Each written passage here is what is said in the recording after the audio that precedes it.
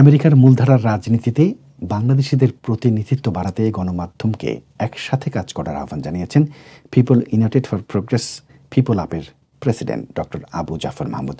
সোমবার সন্ধ্যায় পিপল আপের আয়োজনে জ্যাকসন হাইটসের নবান্ন পার্টি হলে গণমাধ্যমের সঙ্গে এক প্রীতি বৈঠকে এমন আহ্বান জানান তিনি।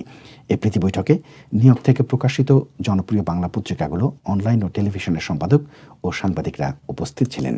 অনুষ্ঠানের স্বাগত বক্তব্যে ডক্টর আবু জাফর মাহমুদ পিপল আপের পক্ষ থেকে নিয়মিত আলোচনার সূচনার প্রেক্ষাপট তুলে ধরে বলেন, প্রতি বছর বাংলাদেশ সহ বিশ্বের বিভিন্ন দেশ থেকে লক্ষ লক্ষ মানুষ আমেরিকামুখী হচ্ছেন কেবল উন্নত জীবন জীবিকার সন্ধানে।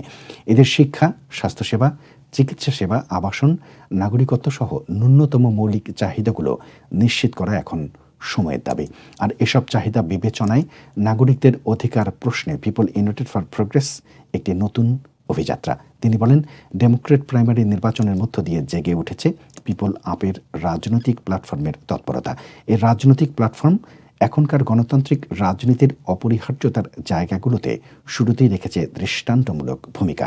এ সময় people United for progress people up যুক্তরাষ্ট্রে মূলধারার রাজনৈতিক অগ্রযাত্রার নতুন এক সংযোজন উল্লেখ করে নিউ ইয়র্কের বিভিন্ন বাংলা গণমাধ্যমের উদ্যোক্তা, সম্পাদক এবং সাংবাদিক বৃন্দরা বক্তব্য রাখেন। যেহেতু তাদেরকে তোমরা সীমান্তে বাধা দিয়ে রাখতে পারো না, এই অযোগ্যতা তোমাদের, এই ব্যর্থতা তোমাদের, কিন্তু এরা মানুষ, এরা আমেরিকায় আছে। আমেরিকায় তাদেরকে থাকার ব্যবস্থা করে দিতে হবে, কম দামে বাড়ি করে দাও। যদি না দাও, ওরা পথে ঘাটে থাকে, তাহলে আমেরিকার যে সামাজিক ভারসাম্য, যে সংগতি, এটা অসঙ্গতি হয়ে যায়। আমাদের হাতে যেহেতু মিডিয়া আছে, আমরা একটা বিশাল শক্তি।